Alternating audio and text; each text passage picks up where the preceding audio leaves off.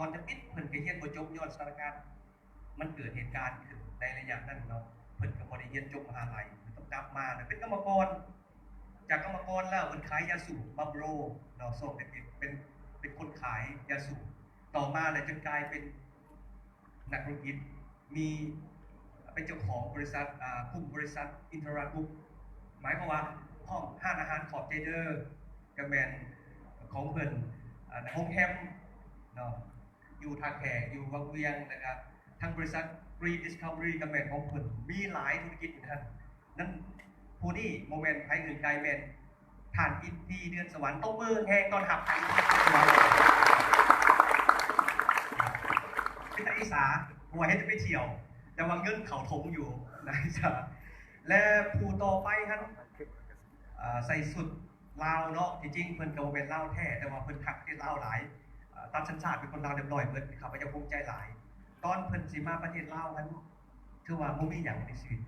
แล้วมาจะอิดเวียกอิดมาฮอดลาวเฮาก็ไปเป็นกรรมกรขายเครื่องอยู่ตลาดพอดินทอนเล็กทอนน้อยขายเนาะถ้าคนใดฮะเคยไปตลาดพอดินมาก่อนอาจจะเคยพบเพิ่นเพราะว่าเพิ่นเป็นพนักงานขายครับบ่ได้อายุสูงแหน่เสียงหรือว่าซำนี้ก็ได้ตอนยังน้อยเห็นบ่ล่ะเนาะหลังจากนั้นมาเก็บหาเก็บซิปไปแล้วสุดท้ายมากลายเป็นเจ้าของบริษัทดอกจำปาที่เป็นตัวแทนจำหน่ายเสื้อผ้าเวียดเตียนประจำประเทศลาวขอตบมือสมเสยต้อนรับนางตาลาขาแดงและทานต่อไปประวัติบ่ธรรมดาข้าพเจ้าเองทำเปรียบเทียบประสบการณ์ชีวิตนี้ข้าพเจ้าเองบ่กล้าเพราะว่าถ้าพิดกับฮู้แต่ว่าเป็นนักธุรกิจเนาะแต่ว่าเพิ่นเล่าสู่ฟังว่าบ่แม่นว่าครอบครัวทุกข์ที่ซื่อเลยบ่แม่นทุกข์คือนอกจากทุกข์แล้วแม่นพอปฏิเหล่าแล้วก็บ่ค่อยมาเฮือนหมายความว่า 2-3 เดือนสิค่อยมาเทื่อนึงนั่นภาระทั้งเพิ่นสิค่อยตกอยู่ที่ผู้เป็นแม่แล้วก็การดิ้นรนของเพิ่นเพื่อให้รอดและสิ่งที่โหดร้ายกว่านั้นแม่นเกือบเสียคนเนาะเวลาย่างไปพวกเรามักแนบตีนก้มหน้าบ่กล้าสุดหน้าเพราะว่าต้นทุนชีวิตมันต่ำหลายบ่กล้าทำไปสุดท้ายมาพอดีผมกับลุงให้โอกาสได้เฮ็ดเวียกนำแล้วก็สะสมประสบการณ์จากพนักงานเป็นกรรมกรเฮ็ดทุกอย่างโดยบ่ได้ขอเงินขอคำหมายความว่าเฮ็ดให้พี่น้องเฮ็ดทุกอย่างหลังจากนั้นมันก็คอยตั้งต้นตั้งโตสุดท้ายมาแล้วก็กลายเป็นเจ้าของบริษัทสายของการค้าเข้าออกค้าเข้านะครับนำเอาWestern Union เข้ามาประเทศลาวเนาะนะครับเป็นเจ้าของวิลล่ามหาศักดิ์อีกขอตบมือต้อนรับทานคำพันไซโคไอน่าสนใจเนาะเพราะว่าเริ่มมาจากศูนย์เบิดนั้นเพื่อบ่ให้เสียเวลาข้าพเจ้าขอเกริ่นด้วยหนึ่งก่อนขอเล่าเรื่องความทุกข์ที่ข้าพเจ้าได้อ่านใน Facebook ก่อนที่ได้เกิดงานนี้นักเรียนหลายคนส่งคำถามมาให้แต่ข้าพเจ้าก็ตกใจอยู่บางคนก็บอกว่าคำถามที่น่าสนใจเนาะมีทั้งบอกว่านักศึกษาจบใหม่จะเอาประสบการณ์มาได้ใส่บางคนก็ว่าต้นทุนชีวิตต่ำจริงได้จริงประสบสำเร็จหลายคนที่ข้าพเจ้ารู้สึกว่าเป็นคำถามที่น่าสนใจหลายแกเป็นต้าน่าเศร้าใจอยู่อันนี้ข้าพเจ้าขอเกินนิดหนึ่งก่อนว่ายุคนี้เนี่ยเป็นยุคแห่งความผิดหวังของสาวหนุ่มคนใดที่อายุ15-35 ปีอยู่ในสาวหนุ่มเป็นยุคผิดหวังขอโทษหลายพอมันน้องเกิดในยุคนี้มันยุคผิดหวังทั้งนี้ยุคนี้เป็นยุคที่เพียบพร้อมทุกอย่างบางคนว่าเกิดในยุคไอทีเป็นยุคผิดหวังเลยยุคแห่งความเจ็บปวดของสาวหนุ่มปัจจุบันนี้เป็นยังจะไวนั่นเพราะว่าย้อนเทคโนโลยีมันเปลี่ยนแปลงไวหลายทุกอย่างมันไวเหมือนการดำรงชีวิตของคนเราก็ต้องไวเวลามันเกิดความไวแล้วมันจะกดดันกินไวเทคโนโลยีเปลี่ยนไวอันนี้ก็ไวเหมือนแล้วก็ต้องมีปัญหาเรื่องเงินเข้ามาทุกอย่างมันต้องใช้จ่ายเงินเพิ่มเฮ็ดให้สาวหนุ่มเขาเกิดความกดดันรวมทั้งพ่อแม่กันอยากให้ลูกเรียนจบออกมาแล้วก็ได้เป็นเจ้าเป็นนายไวๆบางครั้งมันคือกับการหลอกลวงเพราะว่าตอนพวกน้องๆยังน้อยพ่อแม่ก็บอกว่าเรียนสูงเรียนอย่างเดียวเรียนสูงคือจบมาได้เป็นเจ้าเป็นนายแต่ว่ารุ่นอ้ายจบไปแล้วมันเตะฝุ่นก็เรียนอยู่ในเรียนให้เรียนว่าแต่เป็นยังคือได้เตะฝุ่นมันคือกับตัวกันเนาะบางคนก็รู้สึกว่าท้อใจว่าอันนี้บ่ให้เฮาเรียนปันมาเรียนก็เรียนแค่เรียนว่าเด้มือผักเกือบบ่มีบ่มีแต่เวียกบ้านบัดนี้เฮาคือเฮ็ดเต็มที่เลยมันจบออกไปแล้วว่าบ่ บริษัทถามว่าประสบการณ์อยู่ใส่เอาประสบการณ์มาได้ใส่เฮียนบนมืออยู่กันนี่มันคือก็ว่าเห็นใส่กันเนาะถ้าหูไปนี่มันต้องเฮียนมีประสบการณ์ดีกว่าก็เลยเป็นจุดที่แห่งความเจ็บปวดของสังคมนั้นพวกข้าพเจ้าเองก็เห็นใจนั้นงานนี้ย้อนสภาพการแบบนี้ทางมซ.โดยเฉพาะทางของการที่การบดีเหมือนกับวงมือกับนักธุรกิจว่าอยากสวยนั้นงานนี่เนี่ยเป็นคือว่าต้องได้ขอบใจทางมซ.ที่ให้โอกาสพวกเขาแล้วก็เห็นความสำคัญของเรื่องนี้ว่าซิซอยนักเรียนได้ไหนเพื่อเขาเตรียมตัวทั้งคนที่กำลังจะจบไปและคนที่ยังเรียนอยู่นั่นก่อนเขางานข้าพเจ้าจะให้บรรดานักศึกษาคนตบมือแห้งของขอบใจทางมซ.ท่านพอแล้วมันเขาเลยหล่นบ่อยเลยเนาะคำถามที่หนึ่งข้าพเจ้าสิบวันไปตามแบบตั้งใจมาเพราะว่าเห็นใน Facebook ข้าพเจ้าก็เลยเปลี่ยนมาเป็นคำถามที่น้องๆส่งเข้ามาเลยว่านักศึกษาจบใหม่นี่จะเอาประสบการณ์มาได้ใส่อันนี้ข้าพเจ้าขอยิงคำถามนี้ก่อนเลยนั้นคำถามดีสิขอถามผู้ใกล้ๆเลยเนาะเศรษฐีตัวจริงเลยให้ทานอีกที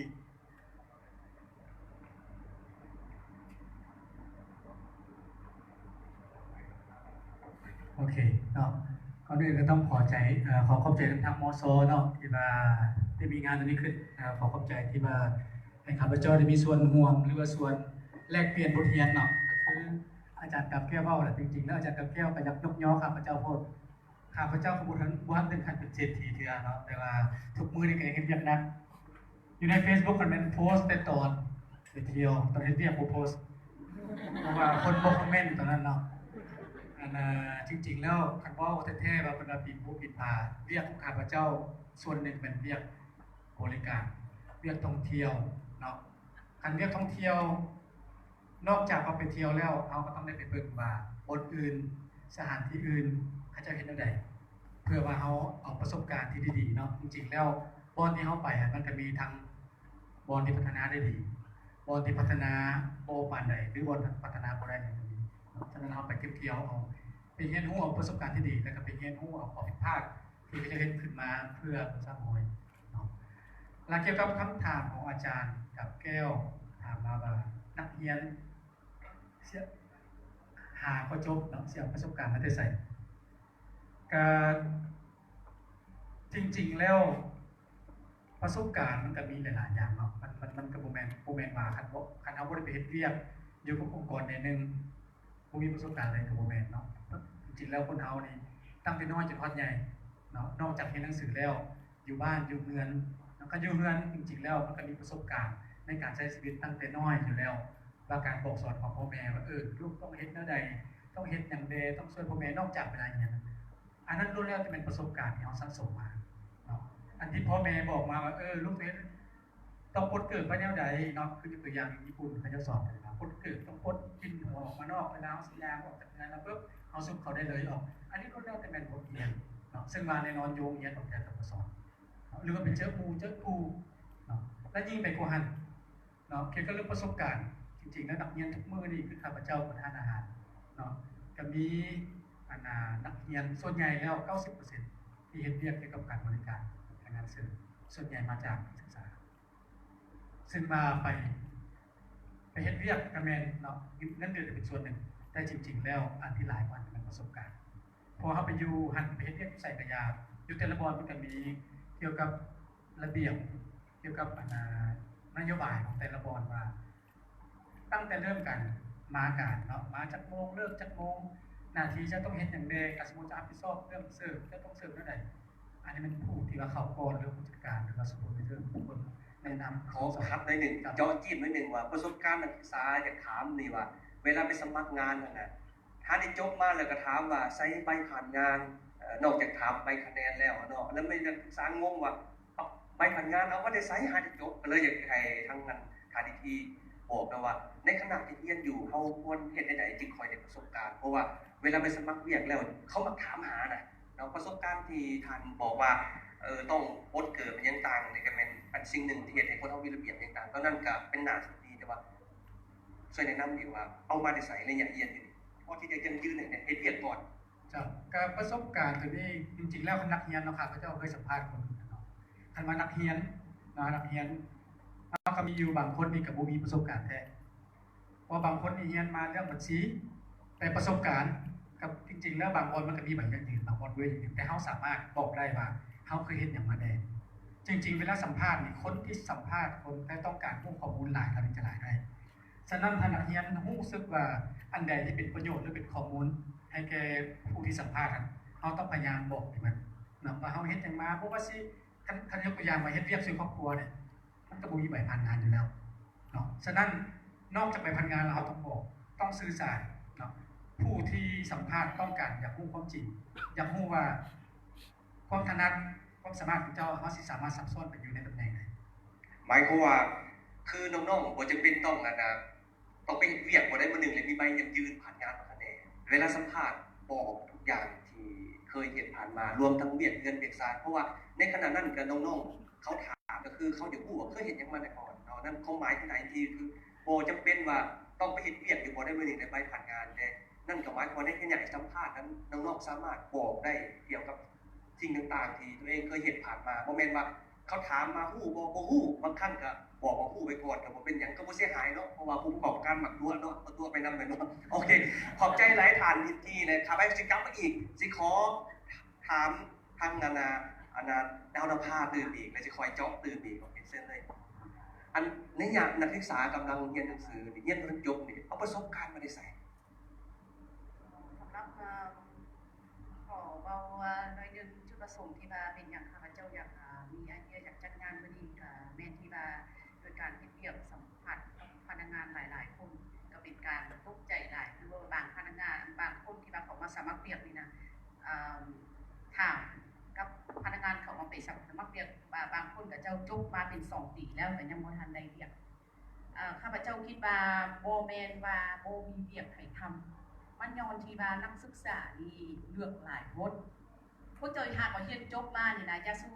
คิดถึงเรื่องที่ว่าตำแหน่งและก็เรื่องเงินเดือนและก็เรื่องที่ว่าเทียบตัวเองหลายคือเขาเรียนอยู่เรียนนี่มันคือเป็นการนะเขาเรียนทฤษฎีแต่คือเขาลอยน้ำนี่นะเขามีแต่นั่งอยู่ห้องเขาเรียนทฤษฎีแต่เขาบ่ลงซ่าลอยน้ำนี่นะมันสิเป็นได้บ่ถ้าเขาลอยน้ำเขาอยากลอยน้ำเป็นอันนี้ก็เป็นการแนะนำให้น้องๆนักศึกษาถ้าว่าเขาเรียนจบมาใหม่เข้าไปในบริษัทใดนึงถ้าว่าเขาเจ้าให้เฮาโอกาสเขาไปเฮ็ดเวียกดีแม่นที่ว่าดีสำหรับเฮาอยู่แล้วบ่อย่าสุติว่าเป็นหยังเฮาเรียนจบปริญญาตรีมาแล้วเป็นพนักงานขายนะอันนั้นที่ว่าอยากให้แชร์ความคิดเพราะว่าเป็นการที่เฮาสัมภาษณ์พนักงานตัวจริงมานี่นะเฮาแชร์กับน้องๆอันนี้ถ้าว่าประสบการณ์มาแต่ไสประสบการณ์มาจากการเฮาลงมือแล้วก็เริ่มมือทำงานทำอย่างกะยาในบริษัทเขาทำเวียกหลายกว่าเขาจะได้ประสบการณ์หลายกว่าคนอื่น ขอขาดสำคัญเลยว่าอันสมมุติว่าหากมีน้องๆนักศึกษาเนี่ยเนาะอันก็แม่นอยู่ว่าต้องได้ลงมือเฮ็ดแต่ว่าเฮาไปขอเฮ็ดอันน่ะมันก็ยังบ่ได้แล้วอันน่ะมันบ่หมายความว่าบริษัทเขาสิเปิดรับได้คนไปฝึกงานอันน่ะเนาะเพราะว่าหลายบริษัทนี่ก็บ่ได้เปิดรับอันน่ะนั่นเฮาสิมีวิธีใดๆที่แนะนำให้น้องๆว่าก่อนอื่นเบิดเดี๋ยวเอาได้ประสบการณ์นี้เฮาฮู้อยู่ว่าลงมือเฮ็ดเดี๋ยวก่อนได้ประสบการณ์แต่ว่าก่อนจะได้เข้าไปสู่องค์กร สิได้ประสบการณ์นั่นแหละเอาควรมีวิธีแบบใดพอบอกได้บ่เพื่อได้เฮ็ดเวียกผมจะไม่ต้องเงินดอกขออยากได้ประสบการณ์ก่อนพอมีบอกแนวทางแนะนำให้ได้ เจ้าขอสบายดีเนาะหรือว่าเป็นคำถามที่ดีพวกน้องนั่งอยู่นี่คือซีเมนอายุประมาณ20ปลายเนาะ 30 เรียนจบประมาณ22 30 ตลอดผ่านมาประสบการณ์คือทันทีเพิ่นเว้าอะนะบ่แม่นว่าใหญ่มันจึงมีแต่เล็กน้อยแต่ยังน้อยเลยเช่นช่วยเหลือพ่อแม่หรือว่าช่วยเหลือสังคมหาอาหารต่างๆตัวอย่างบ้านเฮามีการประชุมเฮาสามารถเป็นอาสาสมัครได้นี่ก็หนึ่งประสบการณ์โรงแรมจะมากหลายถ้าว่าผู้นี้เป็นอาสาสมัครเคยจัดประชุมเคยภาษาอังกฤษเว้าได้คำ2คำเคยแนะนำประตูนี้ประตูนั้นไปต่างประเทศมาอันนี้ก็ประสบการณ์แล้วผมให้เข้าใจว่าประสบการณ์ต้องได้ผ่านมา3 เดือนหรือว่า8 เดือนหรือว่าปีนึงอันนี้คือประสบการณ์เนาะในนั้นพวกน้องก็มีเวลาพักแรงหรือเวลาว่างกับทางญาติเวลาตัวนี้เพื่อไปเฮ็ดเวียกอะไรสักอย่างหนึ่ง เนาะพอมีเงินแดงแล้วสำคัญคือประสบการณ์ได้ประสบการณ์มาเนาะ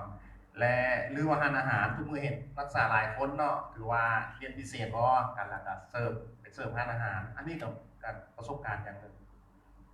ที่ว่าสามารถที่ว่าสะสมได้เมื่อเฮาไปสามารถเรียนที่ว่าเฮาสามารถที่ว่าให้ผู้จ้างงานหรือองค์กรเห็นว่าเฮานี่เป็นคนมีประสบการณ์หลายด้านประสบการณ์องค์กรมันจะได้เดียวนี้บ่หมายถึงว่าประสบการณ์อย่างเดียวบ่แม่นแห่งมีหลายแห่งดียั่งยืนว่าเฮาแก่สังคมเขาเคยอยู่ในโลกความเป็นจริงแล้วเพราะว่านักศึกษาส่วนหลายข้าพเจ้าความจริงแต่แอนตี้น้อยหนึ่งกับนักศึกษาเนาะบางท่านในเชิงนอนหนังสือเนาะในเชิงของชนนอนหนังสือใส่ในคลายนุ่งตัวแต่งตัวดีทฤษฎีได้แต่ภาคปฏิบัติพอได้เนาะฉะนั้นเขาพยายามอยู่ในโลกของความเป็นจริงเนาะคือข้าพเจ้านี่เนาะก็ไม่มาสินั่งห้องแอร์ตลอดเพราะว่าแอร์มันปลายคอนเย็นไปแต่เศร้าตารางแม่นเท่านั้นข้าพเจ้าต้องในเจอสังคมเจออากาศตัวจริงร้อนๆหนาวๆเลยคือพวกน้องคือกันเนาะพยายามเจอตัวจริงหลายๆคือข้าพเจ้าในนามผู้สมัครพนักงานจะมาทับคนที่ว่าปกติเบี้ยแล้วคนที่ว่าอยู่ในโลกของความเป็นจริงบอกว่าเพ้อฝันและก็สามารถเราได้เหตุได้สิ่งน้อยๆเนาะสิ่งน้อยๆพอได้เหตุได้บางคนสมมติว่าไปโรงงานข้าพเจ้าตะกี้กับมีโรงงานหนึ่งครับตำแหน่งHR เพิ่นเข้าไปเพิ่นไกลๆเห็นพูดหลายคนบ่กล้าเข้าไปไหนมันยืนอยู่นอกบ่เข้าไปอันนี้ก็คือว่าเสียคะแนนแล้วเราต้องได้อยู่โลกความเป็นจริงจอคำถามต่อเลยว่าแล้วประสบการณ์ในโรงเรียนในมหาลัยกับประสบการณ์ข้างนอกกันนะมันซอยตัวใดที่ซอยให้ได้เวียกได้ง่ายขึ้นตัวอย่างคือข้างนอกในมหาลัยคนแนะนำให้เขาเฮ็ดหยังเอาประสบการณ์จากมันต้นเมื่อกี้ที่บอกไปแล้วจริงแล้วต้องตีราคาสูงผู้ได้ทำได้เรียนเนาะค่ามาของมวยเรียนจักหน่อยก็คันไปตีมวยก็เอิ้นมวยวัดเนาะเป็นมวยวัดมวยมันต้องจบจากค่ายคะแนนฉะนั้นพวกน้องได้เรียนถือว่าถูกเซยแล้ว ยังมีโอกาสกลัวคนที่บ่ได้เรียนเป็นระบบแต่ว่าประสบการณ์ในโรงเรียนน่ะนะบ่ต่างกับว่าเขามีเนื้อจิ้นงัวแซ่บน่ะสเต็กหมายให้สเต็กแต่บ่หมายถึงว่าเขาใช้สเต็กเขาจะได้ขายเด้แม่นบ่มันต้องมีเครื่องปรุงเครื่องเอือบต่างๆเด้ตัวนี้คือประสบการณ์ตัดข้างนอกผสมเข้ามาและกับมี soft skill หรือว่าทักษะเสริมเพราะพวกน้องอยู่ในโรงเรียนส่วนหลายได้แต่ความรู้เป็นทางการแต่ทักษะเสริมบ่มีเนาะทักษะเสริมบ่มีก็ถือว่าในนามผู้จ้างงานของเขาจะจ้างบ่ทันก็บ่อยากจ้างเนาะต้องมีทักษะเสริมทักษะเสริมแม่นอย่างเนาะอาจจะเป็นมีคนถามบอกง่ายๆเสิร์ฟน้ำเสิร์ฟกาแฟนี่ก็ทักษะเสริมแท้ๆเลยเนาะหรือว่าทักษะเสริมสมมติว่าเฮาเห็นผู้ใหญ่ผู้น้อยเนี่ยย่างเข้ามาจับมือผู้ใดก่อนมานี่ผู้เฒ่า70ปีแล้วก็ผู้หนึง20ปีเฮาสิจับมือผู้ใดก่อนจับผู้เฒ่าก้มหน้าแนวใดจับผู้หนุ่มแนวใดอันนี้ก็สำคัญผู้น้องต้องเสริมทักษะเสริมทักษะเสริมมาจากใส่กับหลายอย่างเนาะปื้มสอเบิ่งหนัง Facebook ทุกอย่างครับหมายความว่าเวลาเรียนหนังสือบ่ควรแต่เรียนวิชาที่เพิ่นสอนต้องได้เสริมวิชาที่บ่มีสอนในโรงเรียนของหมายนั้นโดยเฉพาะเป็นพวกมารยาทต่างๆในการวางตัวต่างๆนี่น่าสนใจเนาะน้องๆศึกษานอกจากเรียนที่อาจารย์เอาเวียกบ้านให้จนว่าเกือบบ่มีเวลาพักนั่นบาดนี้ต้องได้แบ่งได้ว่าเรียนนักแท้เรียนไปแล้วนักก็แม่นอยู่ใน เพิ่นได้จบไปแต่ฝุ่นนี่มันต้องขึ้นบาดนี้ว่าเรียนนักแต่ว่านอกจากนั้นนี่ต้องเรียนตัวอื่นอีกที่ว่ามันสำคัญที่ทางกำพันบอกบาดนี้ขอกลับมาใส่ทานอินทีเพราะว่ากำลังเข้ากันอยู่ที่ตัดบทก่อนเว้าเรื่องอันคืออยู่ญี่ปุ่นที่ทานบอกว่าอันแม้กระทั่ง การวางเกิดนี่ก็สำคัญข้าพเจ้าก็เลยคือเห็นคำถามหนึ่งเพราะว่าทางนิทีนี่ผู้จัดการทานอาหาร